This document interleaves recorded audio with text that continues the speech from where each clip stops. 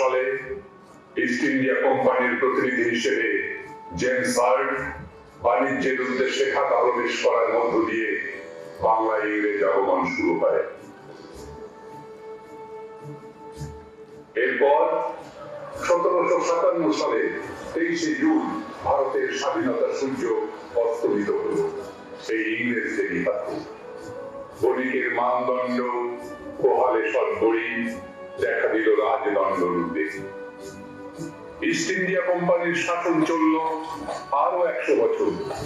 1858 সালে কোম্পানি বিলুপ্তি ঘোষণা করে শাসন তুলে দেয় রানী ভিক্টোরিয়ার ব্রিটিশ সরকারের হাতে। আরো 90 বছর ব্রিটিশ সরকার ভারতে উপনিবেশ স্থাপন করে শোষণ আর অত্যাচার চালায়। তীব্র ক্ষোভে দেশবাসী বিদ্রোহী হয়ে ওঠে। সময়কালের সমাজ ও সভ্যতার গতিশীল ধারা বয়ে নিয়ে চলে এক জাতির চেতনা, ঐতিহ্য ও গৌরবের ইতিহাস।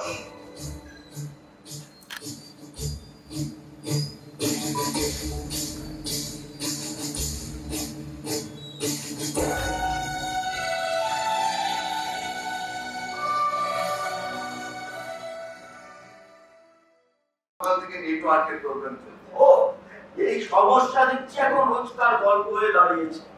কিন্তু বেনিফিশিয়ারিরা যে শুনবে এসব কথা, তারা তো তাদেরটা দাড়ি পাল্লায় কেটে নিতে চাইবে। তাছাড়া দেখো, পেশারদেরও অনেক সমস্যা। অনেকের তো অর্ধেক টাকা চলে যায় ও ডাক্তারের ওষুধের পেছনে।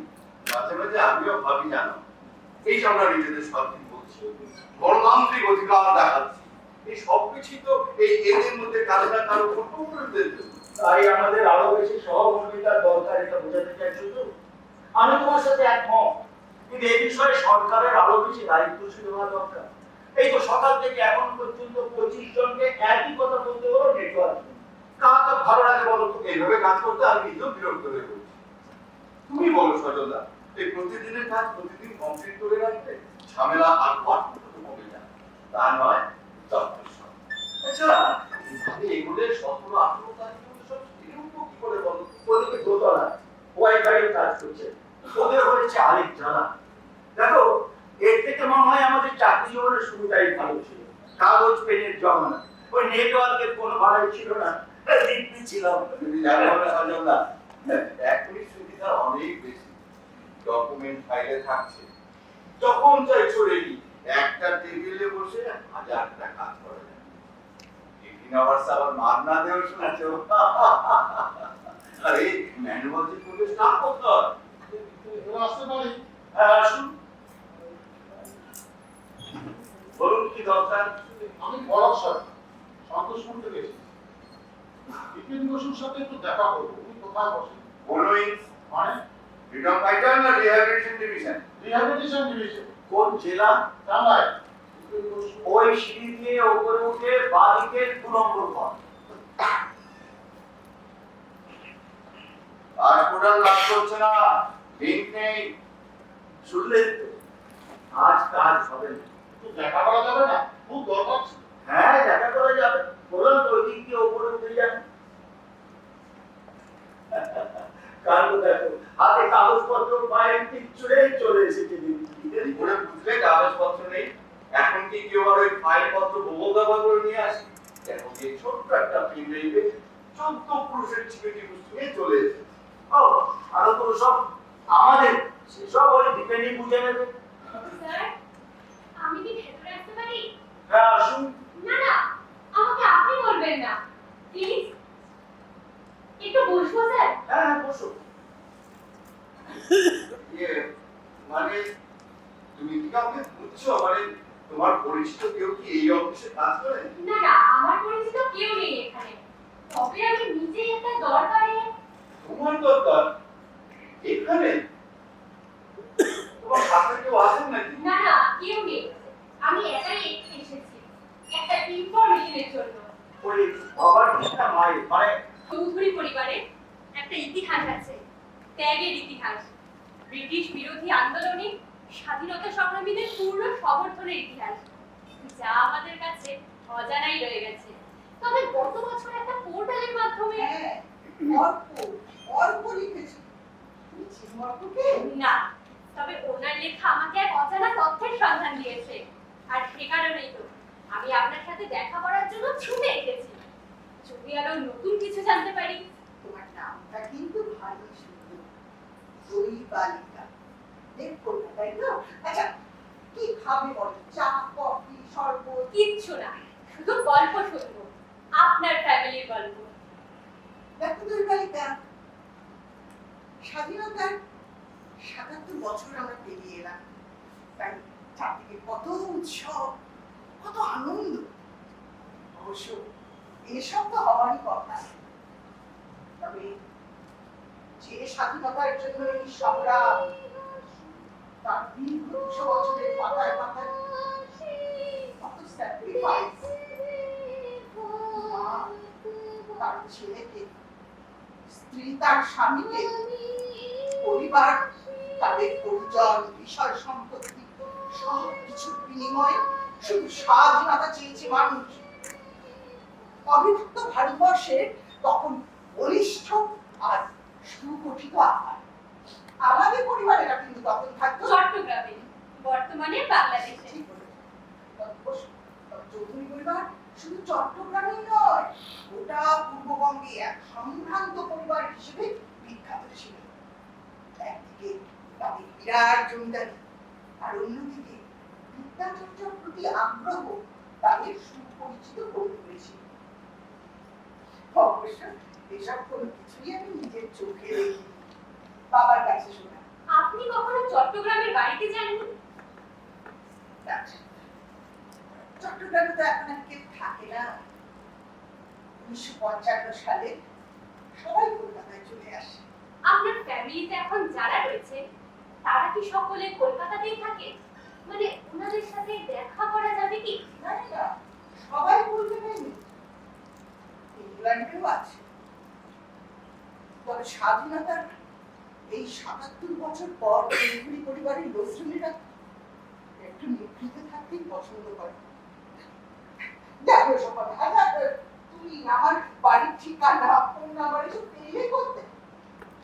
ও অবশ্য সজলবাবু কাল বলছিলেন তুমি নাকি গত বছর একটা নিউজ পোর্টালে চৌধুরী পরিবারকে নিয়ে লেখা প্রকাশিত হয়, মোবাইলে লেখা, মানে সংক্ষিপ্ত, কিন্তু ওটুকু পড়ে আমি ভীষণ ইনভলভ হয়ে যাই। ওখান থেকেই জানতে পারি চৌধুরীদের সম্পর্কে অনেক তথ্য স্বাধীনতা সংগ্রামী পেনশনার্স অ্যাসোসিয়েশন থেকে পাওয়া গেছে। তাই আমিও সোজা ওখানে চলে যাই। জানেন আন্টি, ওই অফিসে যারা কাজ করেন তারা কিন্তু আপনাদের মতো আরো যত ভারতের স্বাধীনতা সংগ্রামের সাথে যুক্ত পরিবার, তাদের প্রতি খুবই শ্রদ্ধাশীল। ওনাদের কাছ থেকেই তো আমি আপনার ঠিকানা আর ফোন নাম্বার পেলাম। আচ্ছা, আমি যে আপনার বাড়িতে চলে এলাম, মানে আপনি রাগ করেননি তো? এমা, না না না, তুমি এসেছো, আমার সত্যিই খুব ভালো লাগছে। তবে এই যে তুমি গল্প শুনতে চাইছো, এসব কিন্তু গল্প নয়। দ্বিতীয় বিশ্বযুদ্ধের প্রায় শেষ লগ্ন, জাপানের দুর্ধর্ষ আক্রমণের মুখে নাভিশ্বাস উঠছে ব্রিটিশদের। একটার পর একটা দ্বীপ দখল করে নিচ্ছে জাপানিরা। তবে পাখির চোখ ভারত, ব্রিটিশ সাম্রাজ্যের সব থেকে বড় এই অংশে ঢুকে পড়তে চাইছে তারা। ভারতীয় সীমান্ত রক্ষা করতে মরিয়া ব্রিটিশ একজন জমিও ছাড়তে না। এটা থেকে কেবলমাত্র ব্রিটিশ সিংহের মর্যাদার প্রশ্ন, তা তো নয়, সামরিক রাজনৈতিক দিক থেকেও ভারতের গুরুত্ব অপরিসীম। সব নজর তখন ভারতের পূর্ব সীমান্তের দিকে। বার্মা, পূর্ববঙ্গ, মণিপুর, অরুণাচল প্রদেশের রাজনৈতিক ভবিষ্যৎ কি হবে তাই নিয়ে টান টান উত্তেজনা। ঠিক এই রকম সময় রেগুলে বসবাসকারী ভারতীয়রা লিখে ফেললেন এক মহাকাব্যিক আত্মত্যাগের কাহিনী। কাহিনী চন্দ্র বোস দেশের জন্য উজাড় করে দেয়া বলতে ঠিক কি বোঝায় তা এই মানুষগুলোকে না দেখলে জানলে কেউ কোনদিন বুঝতেই পারতো না। একটা ছোট্ট প্রশ্ন, চট্টগ্রাম আর রেগুন দুটো আলাদা জায়গা, অনেকটা দূরত্ব। আপনার পূর্বজরা তো চট্টগ্রামে থাকতেন, আপনি রেগুন। আমাদের তৃতীয় ও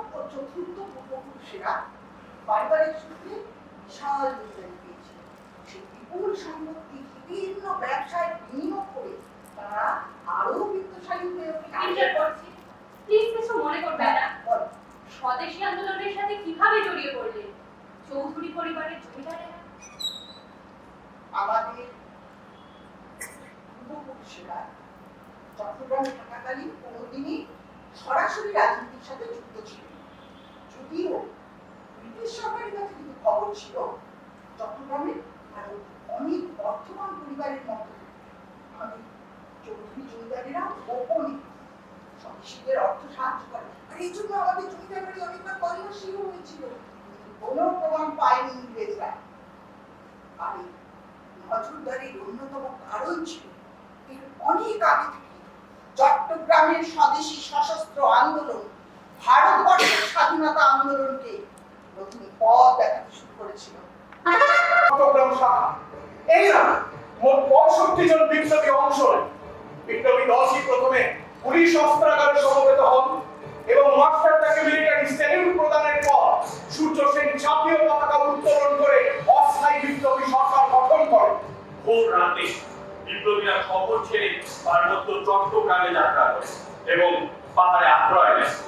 সালামাবাদ পাহাড়ে আশ্রিত এই বিপ্লবী মালয়েশিয়াতে ইংরেজ বাহিনীর অবস্থান শনাক্ত করে ফেলে এবং ব্রিটিশ বাহিনীর সঙ্গে যুদ্ধের পর 12 জন কিশোর ও তরুণ বিপ্লবী শহীদ হন।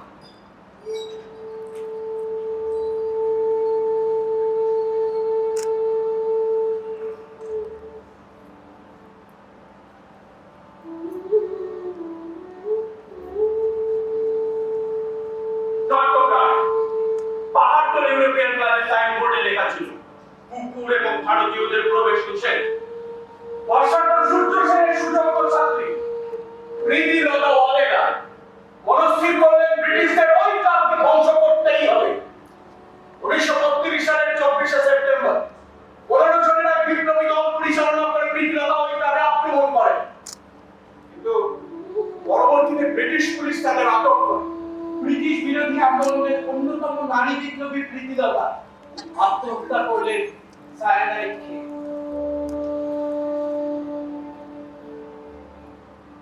1933 সালের 16 ফেব্রুয়ারি আত্মগোপনকারী মাস্টারদের ধরা পড়লেন এক গোপন বৈঠক থেকে।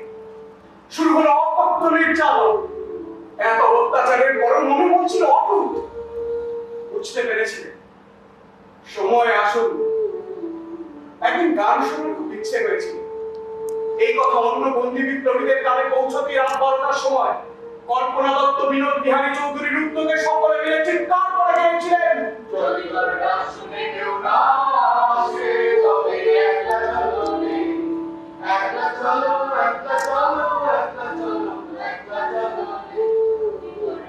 এর ফলে ব্রিটিশ পুলিশ ক্ষিপ্ত হয়ে আরো নির্যাতন বাড়িয়ে দেয়। হাতুড়ি দিয়ে মাস্টারদা সূর্য সেন পারকেশ্বর দত্তিদারের দাঁত হাড় ভেঙে নির্মম অত্যাচার করলে তারা অজ্ঞান হয়ে পড়ে। এই অর্থ মৃতপ্রায় দেহ দুটি টেনে নিয়ে 1934 সালের 12ই জানুয়ারি চট্টগ্রাম ছেড়ে মাস্টারদা সূর্য সেন পারকেশ্বর দত্তিদারের ফাঁসি হয়। তারপর স্টিমার ঘাটে নিয়ে বুকে লোহার টুকরো বেঁধে ব্রিটিশ ক্রুজারে তুলে বঙ্গোপসাগর ও ভারত মহাসাগরের সঙ্গম স্থলে ফেলে আসে। চট্টগ্রামের এই যুব বিদ্রোহ বাঙালিদের মধ্যে ব্রিটিশ বিরোধী আন্দোলন ও স্বাধীনতা সংগ্রামের ইতিবৃত্তে আলোড়ন সৃষ্টি করেছে। উঠেছিল আপামর বাঙালির বুকেও সেই আজ সে করে। তবে শুধু বাঙালি নয়, প্রতিটি ভারতবাসী চাইছিল ইংরেজদের কাছ থেকে তাড়াতে, কিন্তু সঠিক নেতৃত্বের অভাবে একটা সুপরিকল্পিত বিপ্লব সংগঠিত করা সম্ভব ছিল না। ভারতবর্ষের বিভিন্ন প্রান্ত মুম্বাই, আহমেদাবাদ, দিল্লি, ইলাহাবাদ, লখনৌ, কানপুর, জামশেদপুর, ঢাকা, কলকাতা, পাটনা, দেশের প্রতিটি কোণে কোণে তখন মানুষ আন্দোলনের মানসিক প্রস্তুতি নিচ্ছে, নতুন করে বিপ্লব সংগঠিত হচ্ছে। আপনাদের পরিবার কিভাবে এই বৈপ্লবিক আন্দোলনের সাথে জড়িয়ে পড়লো সেই বিষয়টা নিয়ে যদি কিছু বলেন। দেখো, যে গণজাগরণের সাক্ষী ছিল দেশের লক্ষ কোটি মানুষ, তাকে তো কেবলমাত্র একটি ঘটনাকে কেন্দ্র করে হয়নি। বছরের পর বছর তথ্য তাছাড়া ভারতীয়দের মধ্যে তীব্র ক্ষোভের সঞ্চার করেছে। আমাদের পূর্বসূরি বিখ্যাত অনন্তরায় চৌধুরী, গগন চৌধুরী, নবীন চৌধুরীদের একাধিক ব্যবসার মধ্যে অন্যতম ছিল জাহাজ আর ওষুধের ব্যবসা। বাবার কাছে শুনেছি বার্মার ইরাবতী নদীর চিনে চলত তাদের নিজস্ব জাহাজ। এই কলকাতা খিদিরপুরের ডকে কলকাতা সময় প্রতিদিনে দেখে খিদিরপুর ডক তাদের জাহাজের আনাগোনা ছিল। নেতাজি সুভাষচন্দ্র বসুর সঙ্গে চৌধুরী পরিবারের কোথায় দেখা হয়েছিল? গগন চৌধুরীর ছেলেরা নরেন চৌধুরী, বীরেন্দ্র রায় চৌধুরী আর উপেন্দ্র রায় চৌধুরী তাদের ব্যবসায়িক দক্ষতা রেঙ্গুন আর তার আশপাশে বিপুল সম্পত্তির অধিকারী হন। চৌধুরীদের জাহাজ যখন এক বন্দর থেকে আরেক বন্দরে পৌঁছে যাচ্ছে ঠিক ওই সময় ওদিকে ভারতবর্ষ কিন্তু তখন উত্তাল।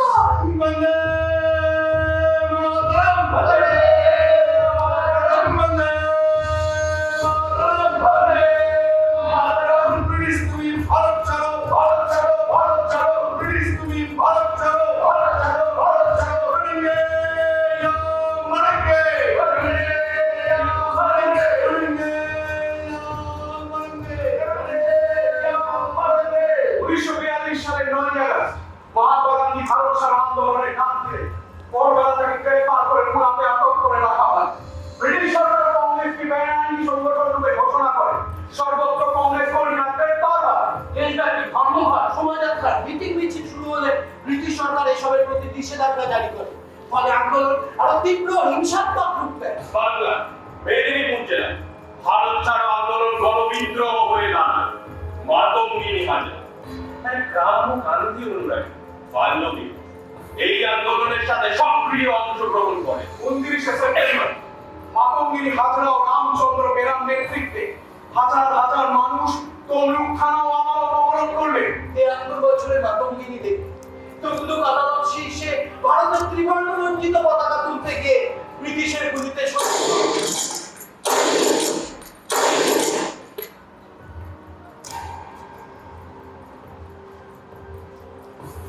দেশের বিভিন্ন প্রান্তে আন্দোলনকারী নেতৃত্বরা নিজ নিজ নীতিতে গণজাগরণ ও জনসংযোগ করে চলছিলেন। কিন্তু আপামর ভারতবর্ষের বুকে নেতৃত্ব ও গণ আন্দোলন এই কথা দুটি পরস্পরের সঙ্গে মিলিয়ে দিয়েছিলেন তিনি হলেন সুভাষচন্দ্র বোস।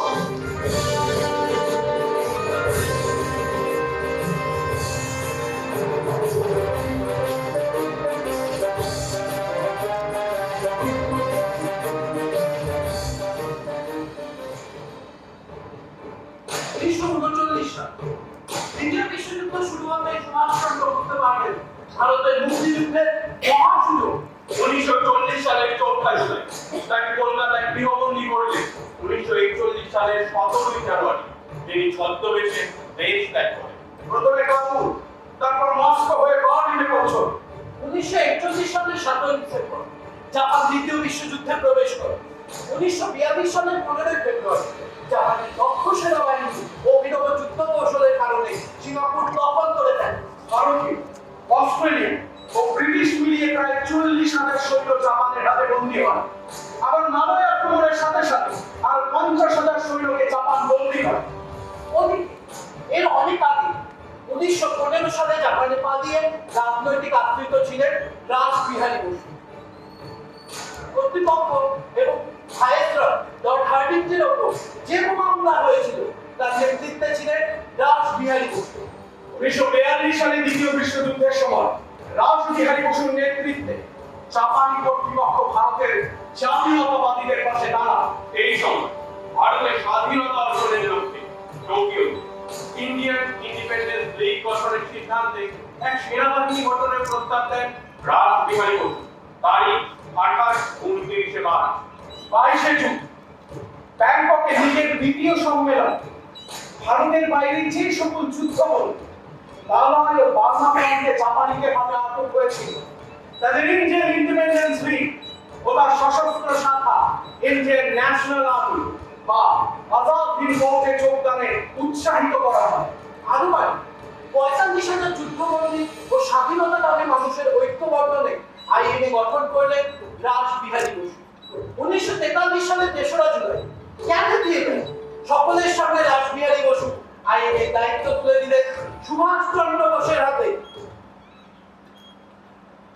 অবস্থানটা বদলে গেল 1943 সাল নাগাদ। সুভাষচন্দ্র পা রাখলেন রেঙ্গুনে। তার উদাত্ত ভাষণ শুনতে ভেঙে পড়লো রেঙ্গুনবাসী ভারতীয়রা। আর তাদের মধ্যেই ছিলেন আপনাদের পরিবারের বিদগ্ধজনেরা। শুধু আমাদের পরিবার কেন, রেঙ্গুন তখন এক বর্ধিষ্ণু শহর। রবার বাগানের শ্রমিক থেকে শুরু করে চিকিৎসক, অধ্যাপক, শিক্ষক, ব্যবসায়ী প্রত্যেকটি সম্ভ্রান্ত পরিবারে ছড়িয়েছিলেন ভারতীয়রা। তারা প্রত্যেকেই নেতাজির কথায় জাগ্রত হয়ে আরো একবার দেখে নেওয়া যাক সবার সূচককে। দ্বিতীয় বিশ্বযুদ্ধ, সারা বিশ্ব উত্তাপ। 1943 সালের 9 ফেব্রুয়ারি ইউরোপ থেকে পূর্ব এশিয়া সুভাষচন্দ্র 3 মাসেরও বেশি সময় ধরে এলেন জার্মান সাবমারিন U-160-তে। আঘাত পেয়ে লুটলেন জাপান সাবমারিন। অবন্তিতে পৌঁছলেন 6 মে। 2রা জুলাই সিঙ্গাপুরে পৌঁছলেন 2 ইঞ্জিনের জাপানি বিমান। এয়ারপোর্টে আইএনএ গার্ড অফ অনার দিলেন তাকে। 3রা জুলাই দায়িত্ব পেলেন আজাদ হিন্দ ফৌজে। ৫ই জুলাই সামরিক পোশাক পরে দাঁড়ালেন সৈন্যদের পাশে। নতুন করে সাজালেন সেনাবাহিনী। সুভাষচন্দ্র সাবমেরিন যাত্রাপথে আবির হাসানকে দিয়ে একটা বক্তৃতাও দিয়েছিলেন। 9 জুলাই এক জনসভায় 7,000-এর বেশি ভারতীয়দের সামনে শোনান সেই ভাষণ। This is Subhash Chandra Bose speaking to Indian legislature. Only when this blood of freedom-loving Indians begins to flow will India attain her freedom. Inqilab Zindabad. Azad Hind Zindabad. Netaji প্রথম বুঝেছে সেনাবাহিনীতে পুরুষদের পাশাপাশি মহিলারাও গুরুত্বপূর্ণ হয়ে উঠতে পারেন উপযুক্ত শিক্ষা আর সুযোগ পেতে।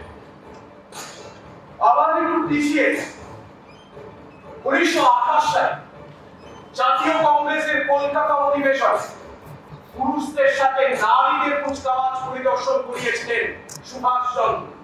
উদ্বোধনী অনুষ্ঠানে কলকাতার রাস্তায় অক্সফোর্ড ইউনিভার্সিটির শিক্ষাপ্রাপ্ত রতিকা ঘোষের নেতৃত্বে 300 জন স্বেচ্ছাসেবী মহিলা সামরিক কায়দায় কুচকাওয়াজ করেছিলেন। এই ঘটনাটি চূড়ান্ত করে 1943 সালে আজাদ হিন্দ ফৌজে রানী ঝাঁসিবাই শুধুমাত্র গোপন খবর পাচার, বিপ্লবীদের গোপন আশ্রয় দেওয়া, অস্ত্র লুকিয়ে রাখতেই সীমাবদ্ধ থাকবেন না তারা দেশের জন্য নির্ভীক সৈনিক ও সক্রিয় যোদ্ধা হয়ে সামনের সারিতে দাঁড়িয়ে থেকে দুঃসাহসিক লড়াই লড়তে পারবে। শুধুমাত্র মহিলাদের নিয়ে একটা রেজিমেন্ট তৈরি করার কথা এর আগে কেউ স্বপ্নেও ভাবতে পারে। নেতাজি প্রথম বুঝেছিলেন পুরুষদের মতো মহিলারাও গুরুত্বপূর্ণ হলেই নারী শক্তির সৃষ্টি হয়। 9 জুলাই সুভাষচন্দ্রের বক্তৃতা শুনে অনুপ্রাণিত হলেন লক্ষ্মী স্বামীনাথন। সেই বক্তব্যে উঠে এসেছিল নানান বীরগাথা। 1857 সালে মহাবিদ্রোহে ইংরেজদের বিরুদ্ধে লড়াই করে ঝাঁসি রানী লক্ষ্মীবাই ঘোড়ার পিঠে প্রাণ ত্যাগ করেছিলেন সেই কাহিনী। শোনালেন জোয়ান অফ আর্কের গল্প। লক্ষ্মী স্বামীনাথন বিবাহ পরবর্তী ক্যাপ্টেন লক্ষ্মী সেহেগল, সদ্য স্ত্রী ও প্রসূতি বিভাগের চিকিৎসক, প্রাণ শক্তিতে চঞ্চল, সাহসিকতায় উজ্জ্বল, দেশপ্রেমে অটুট, লোভনীয় চাকরি ছেড়ে ঝাঁপিয়ে পড়লেন দেশোদ্ধারের কাজে। পাশাপাশি আমাদের নামগুলো সেই সময় ঝাঁসি রেজিমেন্টে উল্লেখযোগ্য ছিল। কমান্ডার চাঁদনি থেগর, এক তো লেফটেন্যান্ট আশা সহায়, এক তো এবং লেফটেন্যান্ট অঞ্জলি ভৌমিক, এক তো 250 জন রানীকে নিয়ে তৈরি হলো সুইসাইড স্কোয়াড। সিঙ্গাপুরে হিন্দু, মুসলিম, শিখ সম্প্রদায় প্রায় 600 স্বেচ্ছাসেবী থেকে শুরু করে কয়েক হাজার হয়ে উঠেছিল সেই সংখ্যা। প্রাচ্যে বসবাসকারী ভারতীয় মহিলাদের মধ্যেও এই নারী শক্তির প্রভাব পড়ে। তারা ঘরে বসে দেশ মায়ের মুক্তির উপায় খুঁজতে থাকে। সংসারে থেকে বৈপ্লবিক চিন্তায় আলোচনায় যুক্ত হয় তারা। তখন আজাদ হিন্দ বাহিনীর জন্য অর্থের প্রয়োজন। ব্রিটিশদের হাত থেকে দেশকে স্বাধীন করতে গঠনমূলক কাজ করে চলেছেন সুভাষচন্দ্র। 1934 সালের 5ই এপ্রিল রেঙ্গুনের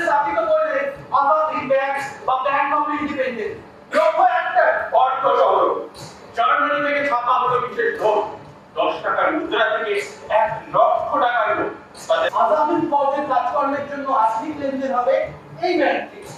বিশ্বের বিভিন্ন প্রান্ত থেকে আসতে থাকবে অনুদান। সেই অর্থ ব্যবহার হতো আজাদ হিন্দ সরকার ও তার ফৌজ আজাদ হিন্দের দৈনন্দিন কাজ। নেতাজি আহ্বান জানালেন, যারা জাতির সংঘর্ষ তুলে দিন আজাদ হিন্দ বাহিনী ও ভারতের স্বাধীনতা সংগ্রামের জন্য, সেই সঙ্গে রক্তে আগুন জ্বালিয়ে দেওয়ার অনুধ্বনি। I want total mobilization and nothing less, for this is a total war. I also want a unit of brave Indian women who will wield the sword, which the brave Rani of Jhansi wielded in India's first war of independence.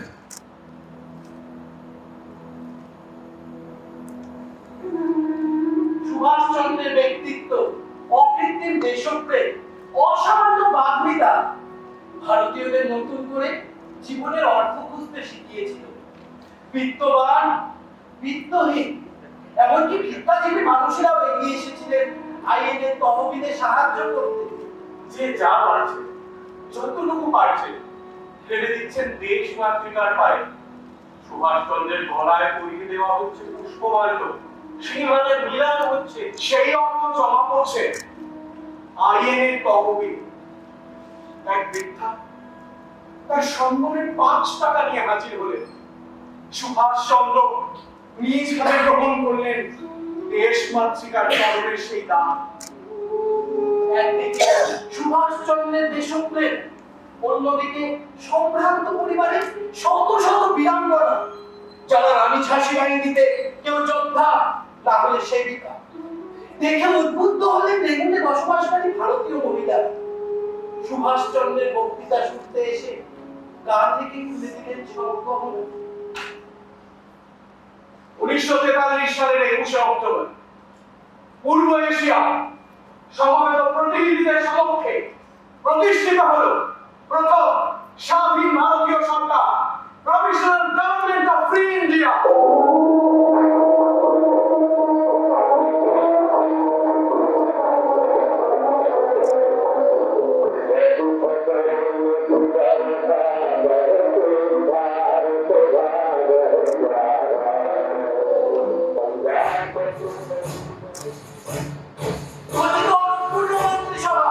অর্থমন্ত্রী MP Chattopadhyay, নারী বিষয়ক মন্ত্রী লক্ষ্মী সাহেবা, প্রচার দপ্তরের দায়িত্বে এই জায়গা রাষ্ট্রপ্রধান, সমর পররাষ্ট্র বিষয়ক মন্ত্রী এবং সর্বোপরি প্রধানমন্ত্রী Subhash Chandra Bose.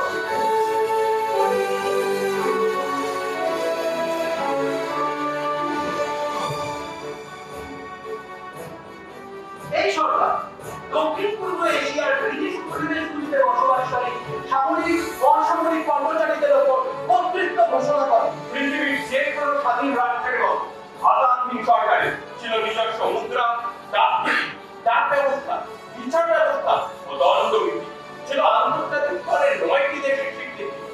Nazi Germany, Japan সাম্রাজ্য, independent state of Croatia, fascist Italy, নারাজির বাঞ্চিং সরকার, থাইল্যান্ড, ব্রহ্মদেশ রাজ্য, মানচুকুও, দ্বিতীয় ফিলিপাইন প্রজাতন্ত্র। এই ৯টি দেশ আজাদ হিন্দ সরকারকে ভারতের ব্রিটিশ সরকারের আইনসঙ্গত এবং স্বাধীন উত্তরাধিকার হিসেবে স্বীকৃতি দিয়েছিল। এছাড়া ফ্রি আইরিশ স্টেটের রাষ্ট্রপতি এরমান জে ভালেরা সুভাষচন্দ্রকে অভিনন্দন বার্তা পাঠিয়েছিলেন। দ্বিতীয় বিশ্বযুদ্ধ চলাকালীন জাপানিরা আন্দামান ও নিকোবর দ্বীপপুঞ্জ দখল করে নিয়েছিল ইংরেজদের হাত থেকে। 1943 সালে এই দ্বীপপুঞ্জ নেতাজি সুভাষচন্দ্র বসুর নেতৃত্বাধীন আজাদ হিন্দ সরকারের হাতে তুলে দেয় জাপান। নেতাজি লেফটেন্যান্ট কর্নেল এডি লোকনাথনকে এই অঞ্চলের গভর্নর করেন এবং আন্দামান ও নিকোবর দ্বীপপুঞ্জের নাম রাখেন শহীদ ও স্বরাজ দ্বীপপুঞ্জ। সুভাষ বোস আজাদ হিন্দ ফৌজকে কয়েকটি ব্রিগেডে ভাগ করেন। গান্ধী ব্রিগেড, নেহেরু ব্রিগেড, নারী বাহিনী নিয়ে ঝাঁসি রানী ব্রিগেড, বালক বালিকাদের নিয়ে পাল সেনাদল এবং বাছাই করা সৈন্যদের নিয়ে সুভাষ ব্রিগেড। আজাদ হিন্দ ফৌজ জাপানি সৈন্যদের সঙ্গে ভারত অভিযানের জন্য তৈরি। বহু বাধাবিঘ্ন ও খাদ্য অর্থের অভাব থাকা সত্ত্বেও আজাদ হিন্দ ফৌজ ভারতের অভ্যন্তরে 241 কিলোমিটার পর্যন্ত অগ্রসর হয়। হরিপুরের ভৈরব দখল করে নিয়ে ভারতের সেই স্বাধীন মাটিতে প্রথম আজাদ হিন্দ বাহিনীর জাতীয় পতাকা উত্তোলন করেন শওকত মালিক।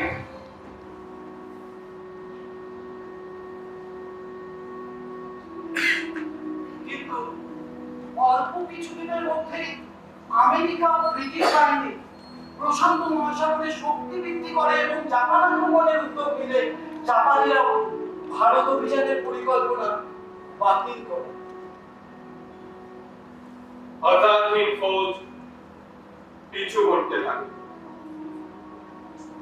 আবার মালদা পুনর্দখল করে ইংরেজ বাহিনী। আজাদ হিন্দ ফৌজ ধীরে ধীরে আত্মসমর্পণ করতে বাধ্য হয়।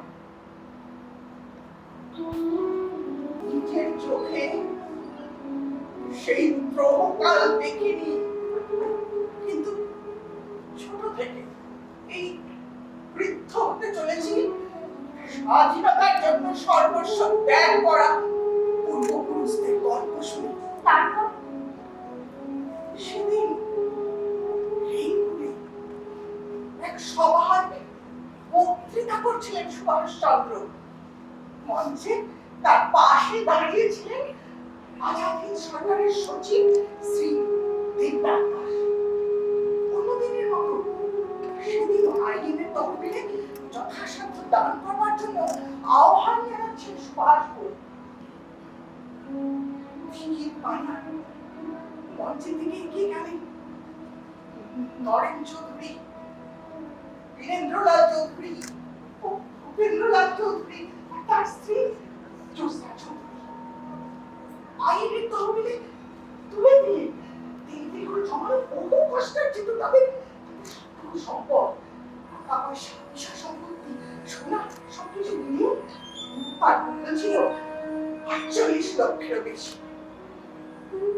শুনেছি স্বয়ং নেতাজিও নাকি কিছুক্ষণ অবাক হয়ে তাকিয়েছিলেন চৌধুরীদের দিকে। তারপর দেবনাথ দাসকে বলেছিলেন, ওদেরকে বলো নিজেদের সন্তান সন্ততির জন্য কিছু অর্থ রাখতে। মাথা লাগিয়েছিলেন আমাদের পূর্বজরা।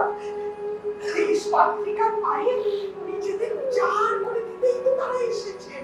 যে স্বপ্নের জন্য এই বিপুল পরিমাণ অর্থ সম্পদ আইনের হাতে তুলে দেওয়া হয়েছিল, তা তো শেষ পর্যন্ত সফল হয়নি। সামরিক দিক থেকে দেখলে আজাদ হিন্দ ফৌজের পরাজয় ঘটে, তারা দিল্লিতে পৌঁছাতে পারে না। আচ্ছা, পরবর্তীতে এই জন্য আপনাদের কারো মনে কোনো আক্ষেপ হয়নি যে এই পরিমাণ অর্থ সম্পদ অপচয় হয়েছে? প্রশ্নই ওঠে না। এমন করে তো আমাদের পূর্বজরা বিষয়টা দেখেননি। তারা তো নেতাজির স্বপ্নের শরীক হতে চেয়েছিলেন। বসবাসকারী আর অনেক ভারতীয়দের মতো তারা তাদের যথাসাধ্য কাজটুকু করতে চেয়েছিলেন মাত্র। যে তা বাহার আছে অনেক বড় ছিল সেই স্বপ্ন, নেতাজির স্বপ্ন। 1943 সালে 48 লক্ষ টাকার মূল্য আজকের দিনে একটি পরিবারের কাছে কি হতে পারে সে কথা আলাদা করে বলার না। বিভিন্ন লেখায় পড়েছি 1947 সালে স্বাধীনতা ও দেশভাগের পরবর্তীতে বার্মা থেকে বাঙালিরা সরে আসতে বাধ্য হয়েছিল। হ্যাঁ, আমাদের পরিবার আর বেশি দিন বার্মাতে থাকেনি। বিত্তহীন হয়ে 1955 সালে সবাই পাকাপাকি ভাবে ভারতে চলে আসে। আজও চোখ বুঝে পরিবারের প্রবীণদের স্মৃতি থেকে সেই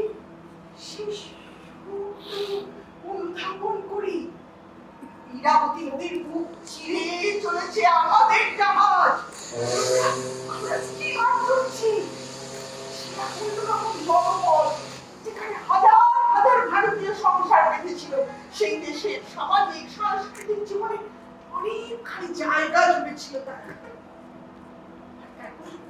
তারপর একদিন এক অসাধারণ ব্যক্তিত্বময় দেশনায়ক তারা আবেগার দেশপ্রেম দিয়ে উদ্বেল করে তুলেছিল সেই মানুষগুলোকে। যার একটাকে এক কথায় প্রায় অর্ধ কোটি টাকার পারিবারিক সম্পদ তুলে দিতে দুবার মনে দিচ্ছে এই মানুষেরা। একটা স্বপ্ন নিয়ে, একটা প্রত্যাশা নিয়ে ছুটে এসেছিলেন। আপনার কি মনে হয় সেই স্বপ্ন আজ ৭৭ বছর পর বাস্তবে পরিণত হয়েছে? দেশ স্বাধীন হবার যেমন ৭৭ বছর পার সেই রকম নেতাজি সুভাষচন্দ্র ১২৭ বছর পার হয়েছে। আছে চাই না।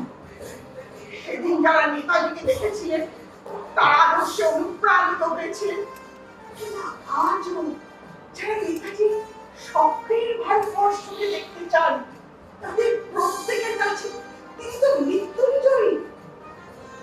ভারতবর্ষের স্বাধীনতার দাবিকে তিনি একটা আন্তর্জাতিক প্রশ্নে পরিণত করেছিলেন, আর সেই দাবির সাথে ছিল কোটি কোটি ভারতীয়দের কণ্ঠস্বর। সেখানে সেখানে আমাদের পরিবারটা একটা অবদান ছিল। ভারতের স্বাধীনতার ৭৭ বছর আমরা পেরিয়ে এলাম। সিলভার নয়, গোল্ডেনও নয়, প্ল্যাটিনাম জুবলিও পার হয়েছে। আচ্ছা, এমনই একটা সময় দাঁড়িয়ে আপনার উপলব্ধি কি হচ্ছে? উপলব্ধি, স্বাধীনতা মানে অধিকার, মত প্রকাশের অধিকার, নিজের মতো করে চলে ফিরে ঘুরে বেড়াবার অধিকার, লেখার অধিকার, গান গাওয়ার, ব্যঙ্গ করার, নাটক, সভা সমিতির অধিকার।